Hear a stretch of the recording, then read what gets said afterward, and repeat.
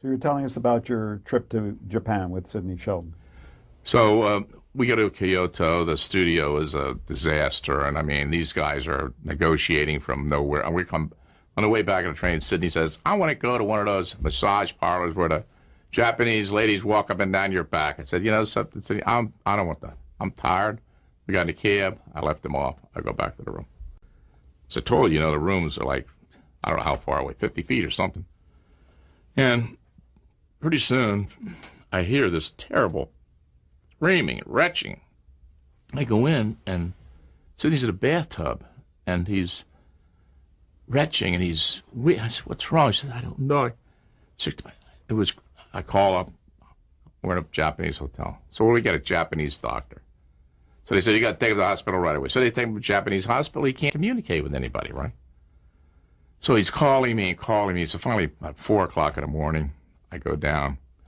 It's so funny. He's sitting in bed. They got an ice pack sitting on the top of his head, and I don't know what's wrong with me. And I don't know what. I said, "Look, wait a minute. We got to get out of here." So I finally found there was an English-speaking hospital run by some nuns.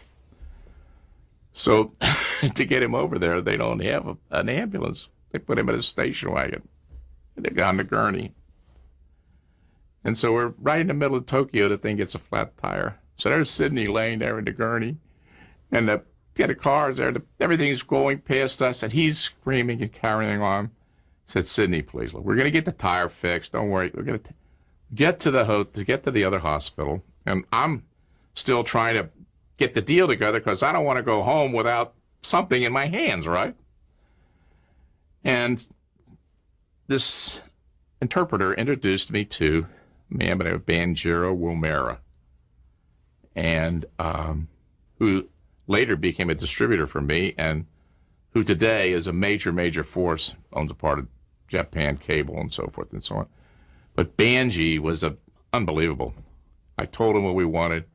He brought in the draftsman. The next thing you know, they're drawing. I have the most beautiful. I said, "I need a budget." Next thing you know, I got a budget. All the while, Sidney's out in the hospital, right? So finally, I called. "Sidney, don't worry." He says, "I got it solved." I said, "What is it?" He said, "I talked to my doctor. I had labyrinthitis. He had infection of the inner ear." And I said, "Well, that's." He said, "But, I got to be very careful." So I had to buy 4 seats extra on Pan American. They brought him on a stretcher, had him laid out there with a big curtain around him. Me, I have my pack of drawings and my budget and all this type of thing. We come back to L.A., the ambulance is there. They roll Sidney down, I go back to the office with my drawings and my budget, give it to everybody. Silence. A week goes, "What's happening, guys? I mean, we're over there. What's happening?" Nobody likes the idea. Nobody likes the idea. What do you mean? So we can't sell it. So put it away. Next thing you know, right, Steven Spielberg does Jurassic Park. A few years later. And that was the end of it. Sidney and I always laugh. We have, a lot of fun. But I don't talking about this crazy incident. But did the massage have anything to do with that? No. He did get the massage. Well, maybe it did. I don't know. I wasn't there. I don't know. Maybe she stepped on his head. I don't know. But it may have had some effect. It's possible, But it was really crazy. Now I can identify this because, I've been involved a couple of times with people who've had this since, and it's very easy to understand. Yeah. But it was frightening. I mean, it was so frightening. I mean, you can imagine, being there in that hospital, he couldn't communicate with anybody, and it's terrible. Terrible. One of the famous series that started while you were at Screen Gems was The Flying Nun. Was Sally Field supposed to be the Flying Nun? Well, Sally had done the Gidget series, and I don't know whether or not to believe everything that you read, but I mean, the story that Dwight Whitney wrote, the TV guide, was that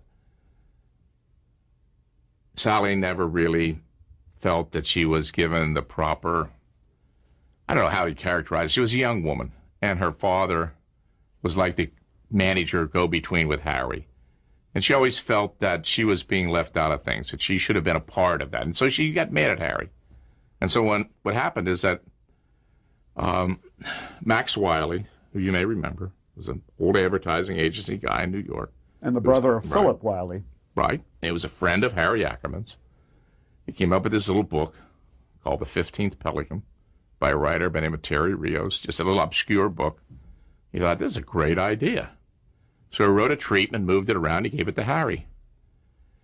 And then I can remember when Harry said, how about the Flying Nun? I thought, oh, what is this? Flying Nun. Harry's in New York. He's pitching to Tom Moore. He's out of gas. Nothing's happening. He gets to the door. He turns around and says, Tom, I got this idea. It's off the wall. So what is it? He said, how about a Flying Nun? I said, I'll buy it. That was that. Just off like the title. Yeah, off the title. They never even had a script or anything. So we brought in Bernie Slade, who, is a pretty good, in those days, was an actor in Canada, just beginning his writing career. And, of course, he's gone on to write some great movies and great plays and things.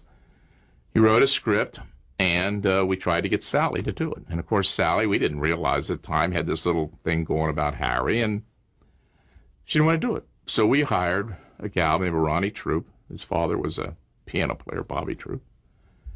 And after about a day's dailies, wow, everybody sits back. What are we going to do about this? I mean, she is really not, she's not going to make it work, Chemistry, gone. Actor, series, concept, not working. So I was an agent who I've known, and for years before that, Herb Tobias. And he represented Sally. So Harry and I go to lunch with Herb. He knows now we shut down the production. The crew is standing by. We got the director. We have the sets. And we said, how about Sally? And, of course, it sounds like petty cash now. In those days, we were paying $3,000 a half hour. He says, $4,000, and that's it. No, take it or leave it. I said, okay, we'll take it. Boom. Went back. She went to work. And, of course, after that, we made 3 years of the show. And today, I'm developing a television movie for Disney on that concept, which they said. Which we will get to. Also, during the time I believe you were at Screen Gems, you placed the first primetime animation series, The Flintstones. Story behind that? Yeah. That was really, that was John and Jerry Himes. That was pretty much a New York operation. What happened is that Hanna-Barbera were working at MGM for years, and they've written a book. It's a very interesting story of how they created the animation department there. And at some point, for whatever reason, management changes, and someone decided, well, we're not going to have an animation department anymore. And they were walking around with a reel of stuff they'd made. Tom and Jerry or Rough and Ready. I don't know what was on it. It was a crazy thing. And they showed it to Himes in New York and said, do you think you guys can sell this? And John and Jerry, hey, let's take a shot. So they originally started, just potchking with some of this stuff and maybe trying to run, see if they could get a market going on a syndication basis. And then John came out and he said, hey, Chuck, let's see these. I want you to see what these guys are doing. Tell me whether you think they, really know where they're going and so forth. And they had this series they called The Flagstones. It's a rock, a flagstone. And it was really kind of crazy. I mean, it was Fred and whatever, all these characters. And I take a look at this and say, I don't know about this, But go to ABC, famous old buddies, we'll take a shot. We don't like the title. So they come up with the Flintstones, from Flagstones to the Flintstones. And from that point forward, Joe Barbera, I mean, he could sell anybody anything. He's the most fabulous salesman. And to this day, he's 85. He's a fabulous salesman. He pitches and he moves and he jumps and he has color and he's got animation. He's got cells, everything. I mean, it's unbelievable the way he did it. And he just, he started selling his series and they were putting him on television. Jetsons and what else? You probably remember better than I do. Didn't they sell it to Kellogg's? Yeah. We sold to, but what happened, the irony of the story is that after doing all this business, and we're distributors now, remember, they own the company. We have a distribution deal. And the company boys say, God, I don't know why they did this, but they said, we want to sell. We want to sell. And who should know better than us how much the company's worth? Because we've been distributing all this, right? We know how much money is being generated by the various series. And we had a guy in New York who was pretty good with a pencil. His name was Russ Karp, and he'd get everybody's ear, and it's not to put him down, but he was doing a lot of pencil work on this. And he finally convinced everybody, $12 million, that's it. Not another penny, you shouldn't pay another $12 million. So, TAF Broadcasting came along, paid 14, and the guys took it, and we lost it. For Hanna-Barbera. That was it. That was the end of it. Yeah, it was over. Now, John always maintained a really good relationship with Joe. I did too. But never could pull that back together again. John had me running I was, Scheimer and Prescott. I was trying to make deals with everybody to buy an animation company. But Friz Freeling, God rest his soul, but never could duplicate that. Never could duplicate that. It was unfortunate, too, because it was one of those stupid kind of decisions, that, we knew too much. If we hadn't known as much, we'd have bid $14 million, but like the guys who didn't know as much. But because our people thought, well, they just cut it too close. And lost an unbelievably valuable asset. That became Turner bought him. It's the basis for the Cartoon Network today. Oh, yeah. They turned out product. They were a great team. Bill Hanna was a terrific administrator, strong director, and a very knowledgeable guy. And Joe was a super salesman and a good writer. Matter of fact, Ava and I, my wife and I, honored them at the Center Theater Group. And I swear went to see Joe in his office. He's writing scripts. He said, what are you doing, Joe? I said, I got to get out there. I'm working on a voicing. And the guy's 82 years old. He's worth $1 jillion, He's still writing scripts, doing animation, doing voicing. Joe, please. And the perfect classic example of Mr. Inside and Mr. Outside. Right? Yeah. Bill Hanna is a very quiet absolutely. man. Yeah, he could convince anybody. I'm afraid they'd put him in the United Nations. He'd have saved a lot of things, I can tell you. Just an elaboration, please. Although you did allude to it, you said the friends at ABC.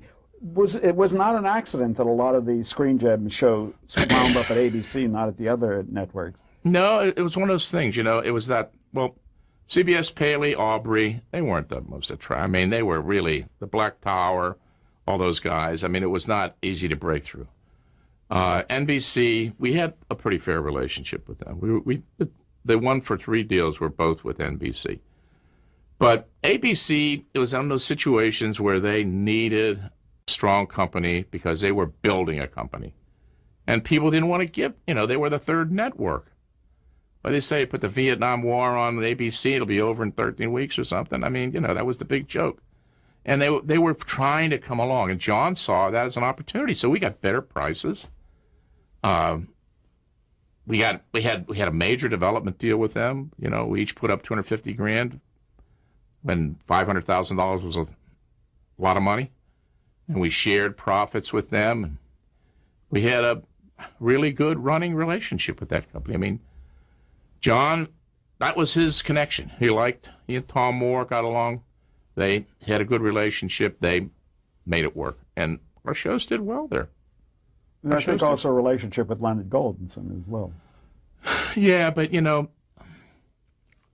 I think so. But it was more, the head-to-head was John and Tom. Yeah. Leonard was up here, and I'm sure Leonard was putting his approval on everything, and I'm sure from time to time John was in meetings with Leonard. But it was really Tom Moore and John that had the day-to-day connection that made it work. Just like, in the old days, MCA and Kintner. They used to go in and program the NBC network MCA when they were packaging shows. During the time you were with the studio, they started a genre that you became practically the primary representative of later on in your career, and that was the television movie. QB7 was one of the first, if not the first. It was a miniseries.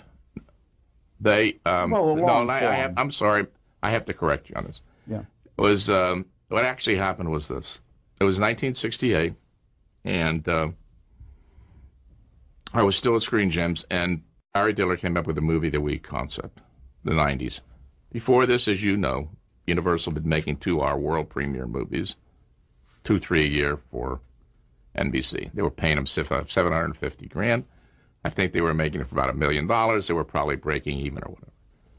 Barry said, let's do 90 minutes. He gave 13 pictures to Fox. He was prepared to give 13 pictures to Columbia, Screen Gems, but they wouldn't take them. I worked and detailed it out, put business plan together, and they said, no, we're not going to touch these. We're not going to touch them. Now, QB7 was a miniseries. It was 4 hours, as I recall, One of the early shows. But this was not the movie of the week. What happened is that I then left, went to Columbia Features for another year or two, and then when I left Columbia and went to Metromedia, I realized that the only way to get on the map quickly was to start to make television movies. Because you get a series, by the time the pilot season rolls around, they order the series, it's on the air, and it dies, there's no money in it. But the television movies, we could generate revenue on an amortization basis immediately. So, you know, a friend of mine, Marty Shapiro, walked into Metromedia and said, hey, I've got a picture of Jerry Eisenberg in those days, you know, who later I hired as a producer, and who, of course, went on to produce have his own company with Jerry Abrams, was the head of development. And he said, Jerry likes this show. You got to give me $7,500. I'll give you the series. I'll give you that movie. I said, hey, all right. He likes it. I like it too. So the script was already written by a young guy named Bruce Feldman. Marty represented Joe Sargent, who was really just like beginning in those days. Joe Sargent today is a hero, but 30 years ago, he was like all of us. He was getting started. A director, you're talking about. Director. He was an actor before that. And who do I put in the movie? Sally Field. Go back to my beginnings, right? And the guy I was working with at Columbia before I left on television, Jackie Cooper. They're the stars of the show. So we made a little movie called Maybe I'll Come Home in the Spring. Linda Ronstadt sang the background song, Maybe I'll Come Home in the Spring. And we didn't even own it. It was just before the financial interest in syndication rule. And we had to make it for ABC for $375,000. And I think they got it. We had like 50% of the profits and something or other. Never made a lot of money out of it. But making that picture showed that we were able to do it. And what I did there, I think, to a certain extent, is pioneered the way to make a television movie. See, Fox gave up a lot of their pictures because they went right back to the old studio concept. Let's shoot them in a studio, build the sets, and all this type of thing. I never built a set. Went out to Sherman Oaks, rented a house. We shot, the picture, 75% of the picture took place in that house. And, I said, Joe, this was a story of a young girl who got into drugs. She's on the phone to her mother. Mother says, when are you coming home? She says, maybe I'll come home in the spring. And it's the way kids and drugs can tear up a family. So I said, Joe, what we should do is shoot this. Let's suppose that, you're in your house with a wife and you're having a little battle or fight. You don't think anybody's watching you, so you just let it all hang out. So let's shoot it that way, just like through the window. So we took out a lot of the windows and set up the camera shot into the house, and they just moved around like they were a family, and they were battling and whatever. And it worked. I mean, we did it for the money, and I don't know, we shot it in 10 or 11 days, something like that. And it was extremely well received. Unfortunately, Joe also did a picture that year called Tribes with John Michael Vincent. And both pictures were up, and he won the Emmy. For Tribes. On Tribes, yeah, instead of Maybe Oklahoma Spring. It's my fault, but I jumped you ahead too far, and I have to bring you back just a couple of paces. First, why did you get to Columbia Theatrical, and what did you do there? Okay. What did you turn out there? And then how did you come to join MPC? Okay. So if you would, please. Well, Gordon Stolberg, who you probably know, was pretty much the strong administrative guy with Mike Frankovich. And Gordon left to run Cinema Center Films, which was going to be a feature operation for CBS. And they needed someone at Columbia, and they wanted me to go over there. But Mike, he didn't want me. He wanted somebody he could control, that he would choose, rather than somebody who was placed there, political. So he hired a fellow named Jerry Tarkovsky. And this is interesting. I shouldn't even take the time on this because it's not television, but it's interesting in that it gives a kind of focus of how people thought in those days. I mean, today when you hear executives taking 10 and 20 and 100 million in stock and that type of thing, Mike was a standout. I mean, he was a real standout. This guy started Lawrence of Arabia, Guns of Navarone, Lord Jim. I mean, he ran the British office like a king. He came over here. He was great. He's there 2 or 3 years. They got a new deal. Said, I want $150,000, but I want 5% of everything that goes through the studio. They said, executives do not get a percentage of the profits. So they give him it's so funny.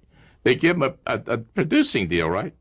He now does Bob Carroll, and Alice. He does Cactus Flower. I don't know, a couple of other things. He becomes a multimillionaire on these shows. They bring in Bob Whiteman, who was the head of television, and then later become the head of theatrical at MGM. Bob was there. He did Man from U.N.C.L.E. and all those types of things. Dr. Kilder. Right. Well, when Mike switched, Tarkovsky got the hook. No one liked Tarkovsky except Mike. So there was a young fellow working for him by the name of Peter Guber. And they put Whiteman in the job, and they said, we want Freeze over there with you. So Whiteman, at this point, he's not going to fight with anybody. Because frankly, I believe he's happy to have the job. And the only guy that wanted him was Leo Jaffe. So he's not long for this world. So I'm saying, hey, this is not bad. I might get over there and get the job, the top job. So I go to Columbia Theatrical. Peter Guber's my assistant. And Bob Whiteman is,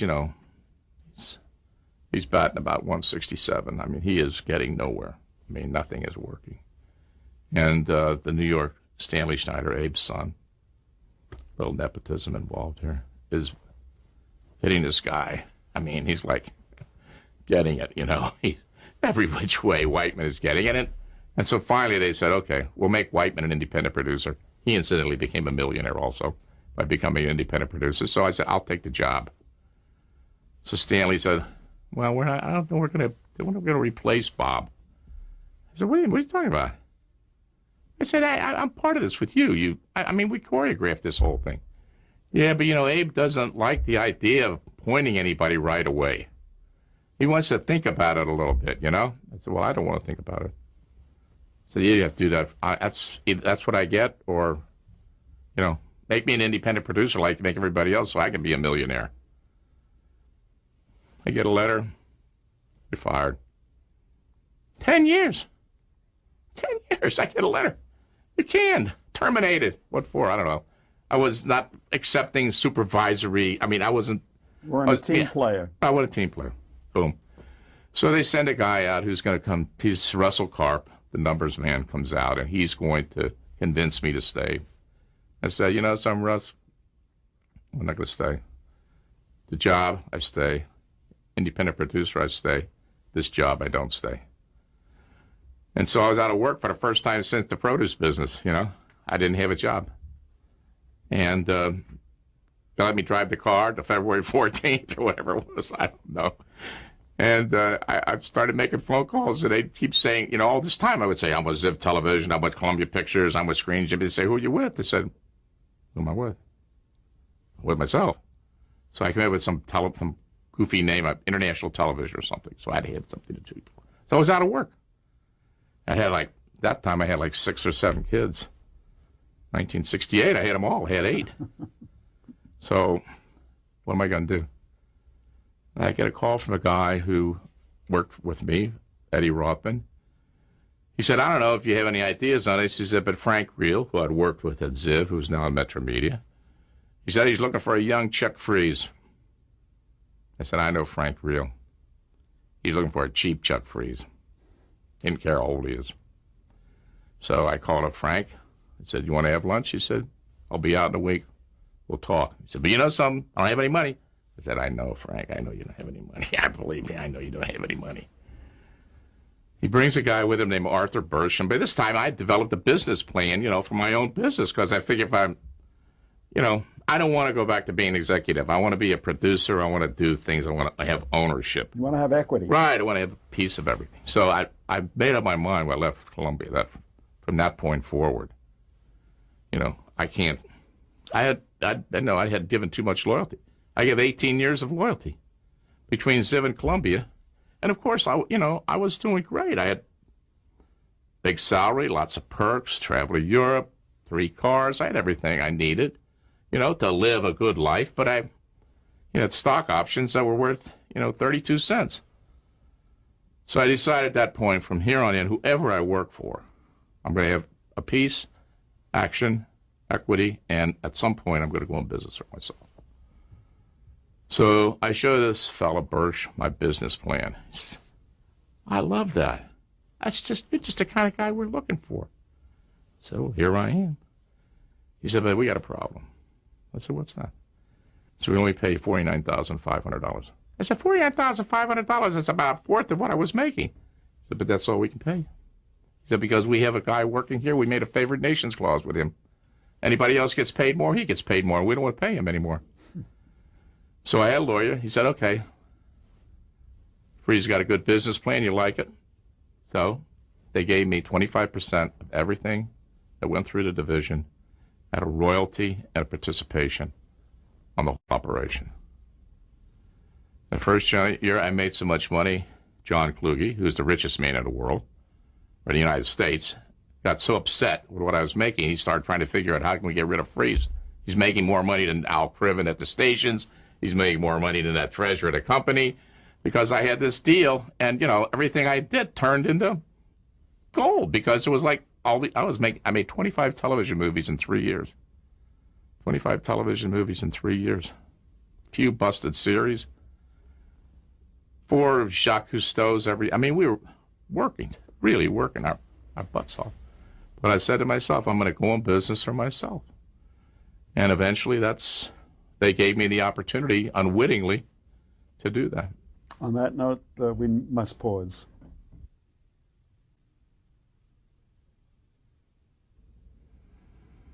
You put Metromedia Producers Corp in perspective for us. What was the background of that company and who owned it? Well, John Kluge was originally, before I don't know, but he usually was a food broker in Boston.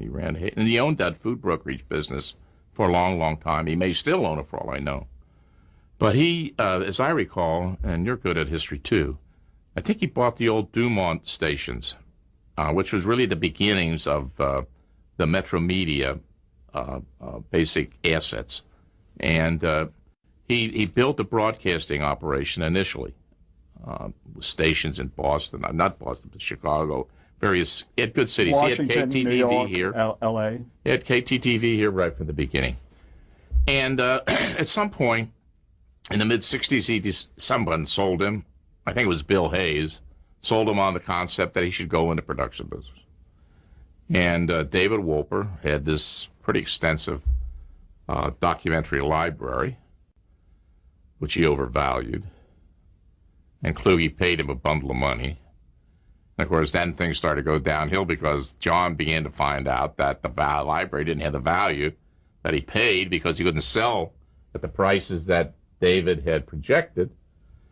So I think the final thing happened was Dave. Well, David, he did some good things. He did Suzanne Belgian. He did Willy Wonka and Chocolate Factory. But he wanted to like go into movies. John bought him to be in television, but he wanted to go into movies. And he bought a book. Just like boom, paid $600,000 for a book called Confessions of Nat Turner. But he laid it off. And Kluge didn't know this. He laid it off at Fox. He had them. They picked up the money. But John, from that point forward, he got crazy about how this is not the business I want to be in. So he and David kind of worked a way for David to move on. David left behind a lot of the business that he drummed up. He started a National Geographic documentary there. He started Jacques Cousteau there. He had the company had a documentary division. Bud Rifkin was their sales guy. Harvey Bernhard was becoming a producer. Alan Landsberg was making television movies, and he made a movie that went, 30,000 over. You thought it was the end of the world. They never stopped talking about black gold. And at some point, John got so crazy that he called the sheriff and locked the place up and threw all these guys out. So Frank Reel, who I'd worked with at Ziv, was out of United Artists. They bought Ziv. Frank stayed on because he was 65, and they had a mandatory retirement. Somehow or another, he came together with this guy Birch, who ran the Playbill. The little booklet they pass out in all the theaters, which John had bought. John would buy stuff, on a whim. I'll buy Playbill, I read my name. And so Frank came in, and he had to, pull it all together because he had these people, but nothing going. Frank had developed one thing from his UA days, and that was he had a wonderful relationship with the William Morris Agency, especially Sammy Weisbord, who ran the television packaging operation. And when Frank took over Metromedia Producers Corp., which was this kind of miscombobulated operation that had to be put back together because, people were there who had loyalties to the old management and so forth, Sammy said that he would support him, and he did. He did. How? He brought projects in there. He brought the Marlo Thomas series, That Girl, for distribution. Merv Griffin was a William Morris Agency client when he went off CBS.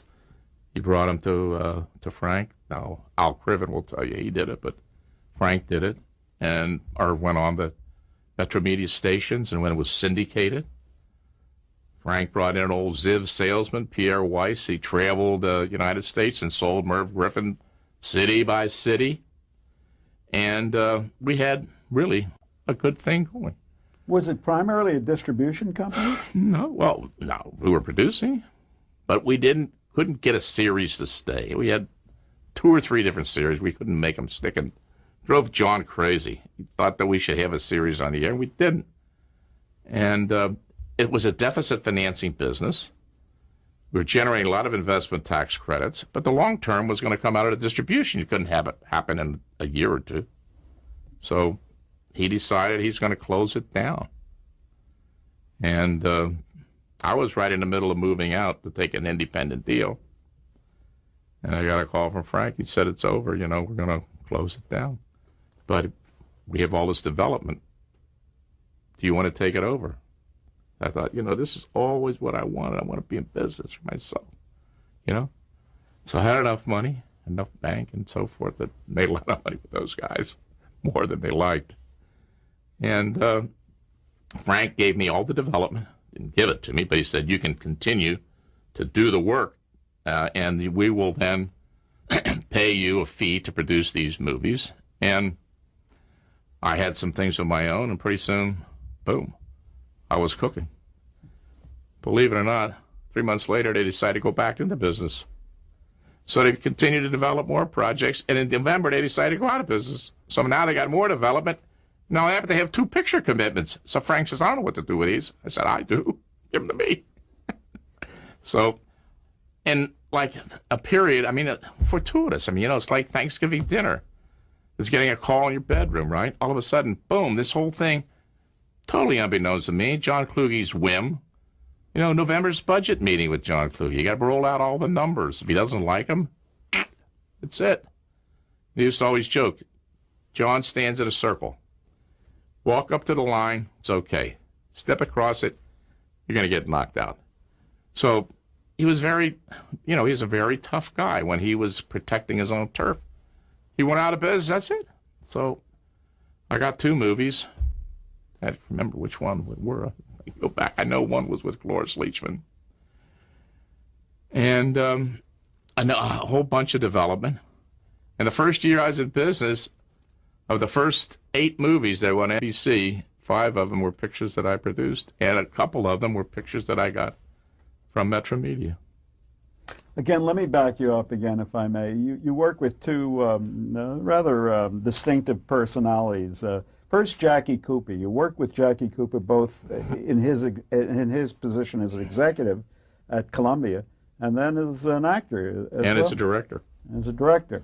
Right, he directed. Tell us about Jackie Cooper, a pretty highly regarded novelist and biographer, Merle Miller, wrote a rather devastating book about Jackie Cooper called Only You, Dick Deering. Yeah. How accurate was that book? Was he really a failure as an executive? Well, look, you know, first of all, Jackie, first and foremost, was an actor and a child actor. I mean, this is Chuck doing his psychiatry and therapy. So, I mean, what comes out of here is something that I've kind of deduced myself. First of all, I love the man. I think he's a wonderful human being. I had a great relationship with him. I didn't have the best relationship while I was at Screen Gems, but subsequently working with him as a director, and he did several pictures for me, Leave Him Laughing with Mickey Rooney. He did Rosemary Clooney's story, Sandra Locke. Probably more I'd have to bring to my mind. But, you know, Jack was an actor foremost. The first thing he did when he came to work at Screen Gems was to say to Seymour Friedman, who was my production manager, I want to go to the ranch, I want to check all the facilities for actors and extras. Yeah, Jack. What was he thinking? Actors and extras should be taken care of. They should hit a proper wardrobe facilities, a proper restroom facilities. He checked everything because all of our shows had to go out there and shoot on the streets. That was where his thinking came from. You know, child actors are, I feel, kind of mesmerized, how should I say it? Controlled, usually by the manager, which is usually the mother. And Jackie had actually been pretty smart. You know, he did the People's Choice series, where he pretty much owned and controlled. The William Morris had set him up. He directed those. He acted those. He did Hennessy, which he produced and acted and directed. And so he was a very knowledgeable production guy and an excellent editor. I mean, he had good editing instincts. And I mean, he knew the price of lumber. I mean, that's the way he kind of played it out as an actor. I know the price of lumber, and so, but he did. He knew production because he'd done it from both sides of the camera.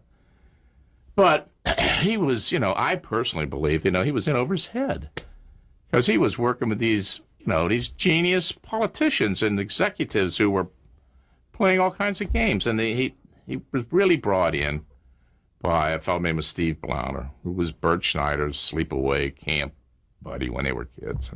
And Bert had managed Bobby Darin. I mean, Steve had managed Bobby Darin, and he was a manager. And so he knew how to manage Jackie. And it became, at first it was okay. I mean, you know, everybody it was the beginning. Things were going along. But over a period of time, it became so Machiavellian and so crazy, you know. One time I went to go to Blauner with a baseball bat because he was moving things. I mean, it was so crazy. I couldn't. That's why I was anxious I was fighting to get to Columbia. I wanted to get out of there, you know. I wanted to get out of there after I was there 2 or 3 years after Jackie came in because it wasn't a healthy situation. But overall, I think Jack was in over his head as an executive. I think he was terribly hurt when he was replaced by Leonard Goldberg. And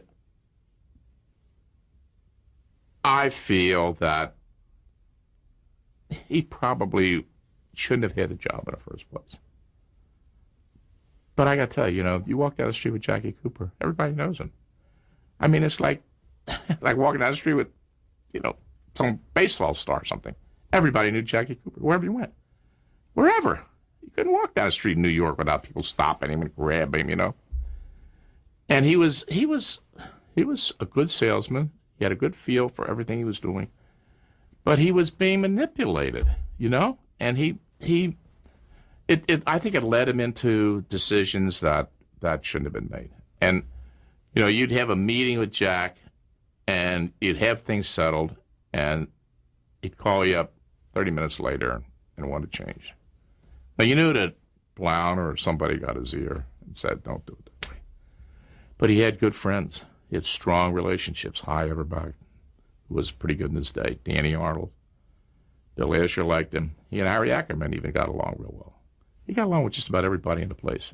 And he he filled the place up. We had Robert Altman, John Cassavetes, Bill Sackheim, Richard Allen Simmons, James Fonda, Harry, not any of the Fonda family, Harry Ackerman, Sidney Sheldon. I mean, the place was, it was loaded with talent. Talent and deals.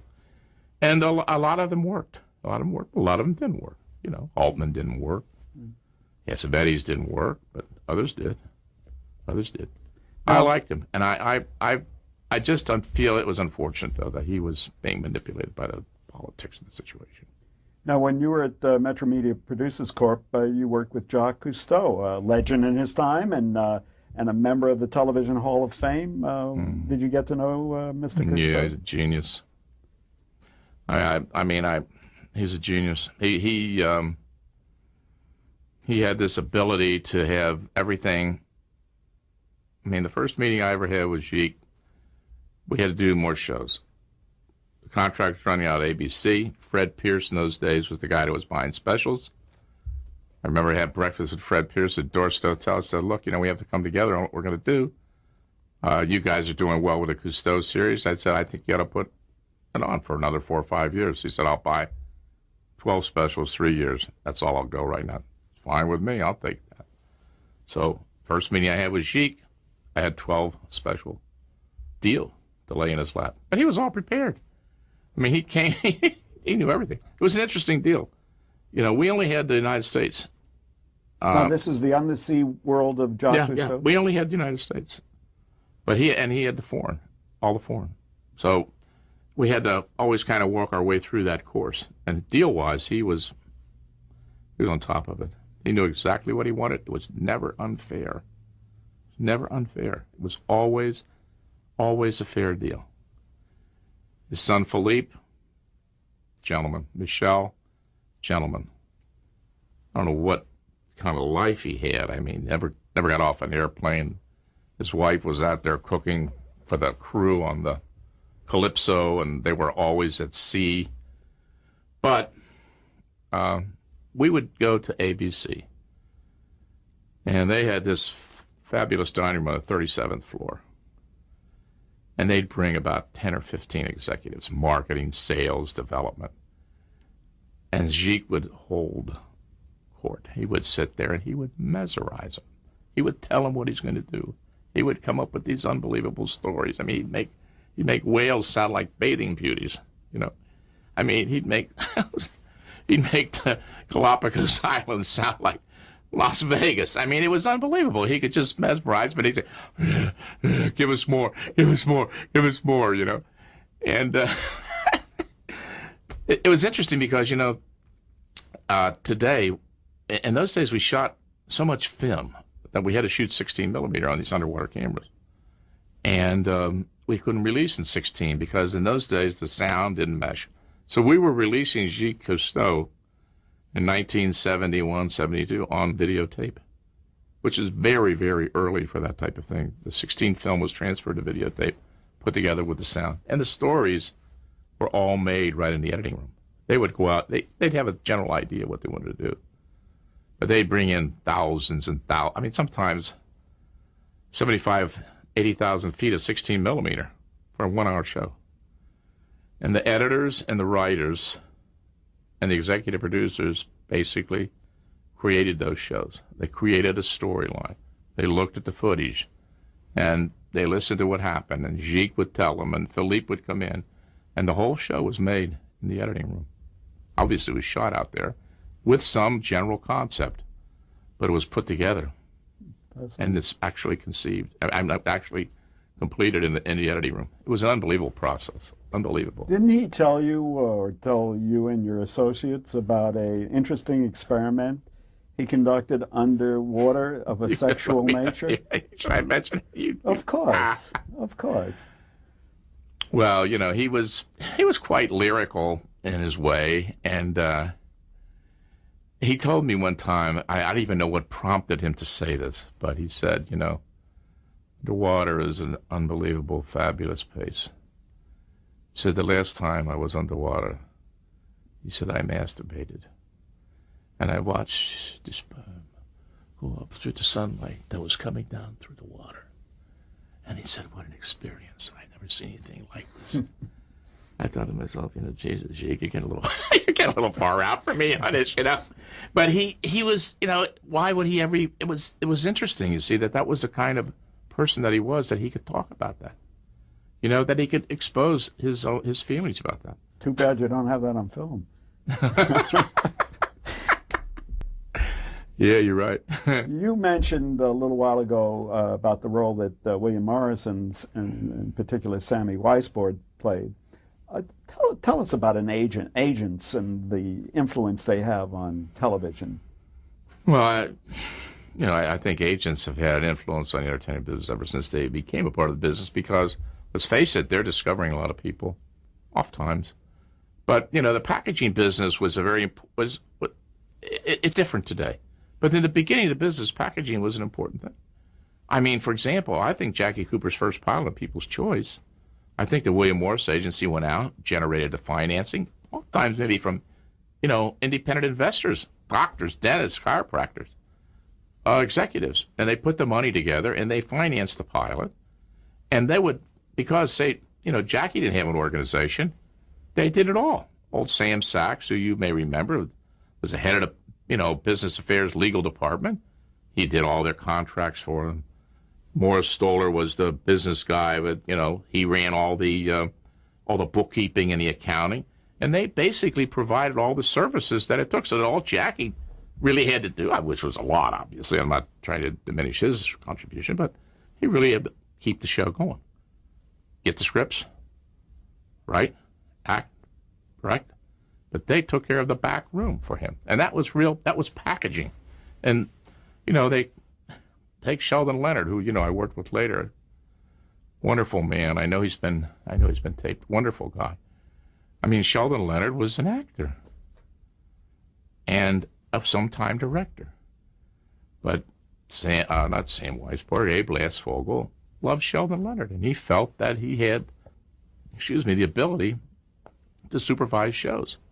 So what did they do? They set up Sheldon Leonard, and they started pumping these shows in there. You know, they started taking their actors, their people, and packaging all of these shows. I mean, actually, Sheldon Leonard, I think, was a partner with Aaron Spelling, wasn't he, in the original at some point along the line? And please put, for the people who don't know the name, Abe Lasvogel in perspective for us. Well, that's a book.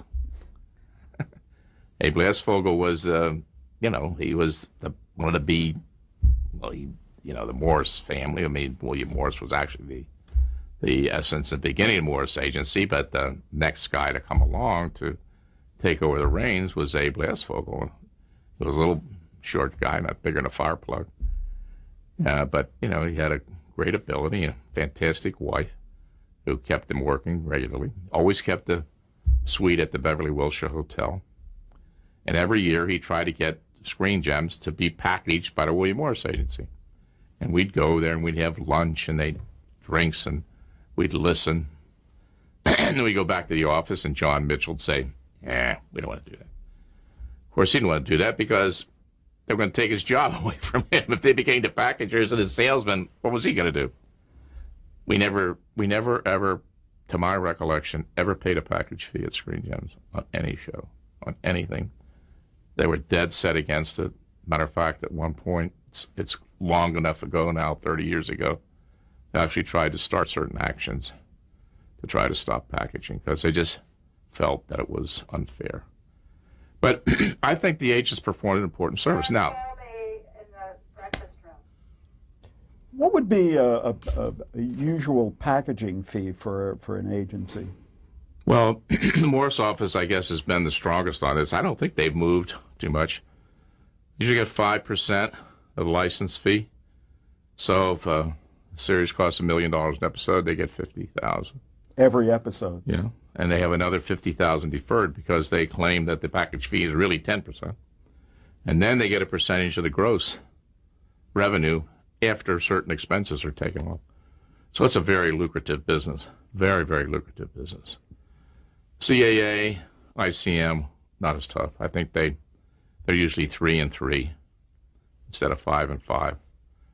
I don't actually know where UTA is and some of the others. And in some cases, depending on the size of the agency, it might just be a flat fee. It's a way for agents to make more money. I mean, if you have clients that are making $100,000 or $200,000 in an episode, 10% of their fees is $20,000. On the other side of the coin, successful series, we're looking at $50,000 to $150,000 an episode. So there are a lot of people who've been fighting this over the years, and it's a very treacherous path to cover, and it's something that most everyone usually ends up saying, I'm not going to go any further on this, because I think agents hold sufficient power that if someone really were to start some type of program to, in some way, legislatively or otherwise, impact, probably be ostracized from the business. Yeah, when you say it's a very lucrative business, and no question it is, but when MCA had the choice of remaining an agency or getting into the production business, it chose to go in the production business. I think it's because, I don't know the answer to that. I even read Lew Wasserman's book. I still don't understand why he made that decision, except that I think he wanted to be in that business. Now, there's no question, that the assets that you can develop if you're successful on the production side are probably substantially greater than they are in the. Now, look, I mean, top agents at the William Morris Agency probably have built up a substantial stock equity the way they work it, at this point. But what they have to do if they leave the agency is to work out a deal where their stock goes back and they take their cash on some basis. You know what I'm saying? So they don't have any continuing equity. They can't pull a trick deal like Lew Wasserman to take whatever it was, how many hundreds of millions of dollars in preferred stock that's non-taxable. And I mean, I think Lew just saw something there that he felt was going to be more important in the long term, and that he could build up a bigger asset base for himself and probably for the people that worked with him. And let's face it, a lot of producers, a lot of agents want to be. Paul Kohner wanted to be a producer. Right. Charlie Feldman wanted to be a producer. Well, somehow or other, it has more respectability to it. There's something about that. Mike Ovitz wants to be a producer. Everybody wants to be a producer. But I think Wasserman read the book. I think Wasserman had certain reasonable, how should I say it, evaluations of why he did that. I don't know. While you were at Metromedia Producers Corp., and we're going to move you along from there in a moment, you executive produced a number of television movies. Right. As many as my notes show, 25. Right. Right. This became your strength. Well, as I said earlier, we came up with the way to do it by shooting primarily on locations, not building sets, being mobile, just the way we were in the old days on I Led Three Lives. And it was a way to lick all the studio overhead and that type of thing. And it's like when you deliver something to an executive who's responsible for what gets delivered to him, you do the job, he comes back to you, and he gives you more business. Once more. Also, I can't short the Morris office because they put some people like Dick Berg in there, and they brought in, I'll give you an example. CBS wanted to go into business. movies. They hadn't been doing 90-minute movies. So right out, Phil Barry, I think, was the first executive to run the development. And Roland Perkins called me. He said, Chuck, I have 2 scripts here. We can put Bob Markell on as a producer. They're good. I've shown to Phil Barry. He says, with a rewrite they're prepared to do it, and we're going to put them at Metromedia. So boom, I pick up 2 pictures. Murder Once Removed, which was with John Forsythe and Barbara Bain. Another title which escapes me, which was Lloyd Bridges again. Plays a cop who committed a murder and has to go find himself. Boom, they happen just like that. So they were very helpful too. But I also brought in a lot of people on my own. I brought Jerry Eisenberg, who was the head of development at ABC, but Jerry knew how to get things going. He did Go Ask Alice, which is a great little book with John Cordy. He did The People, which Francis Ford Coppola was the executive producer of. Did a little picture called Where Have All the People? I mean, he did quite a few pictures. I gave him the book on Roy Campanella, The Great Catcher, which he brought Michael Landon in to direct.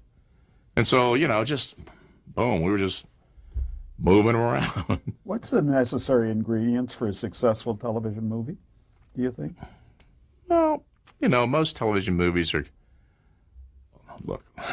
Before you answer that fully, may I ask you to pause and think about it while we change the tape? I would like to think about that.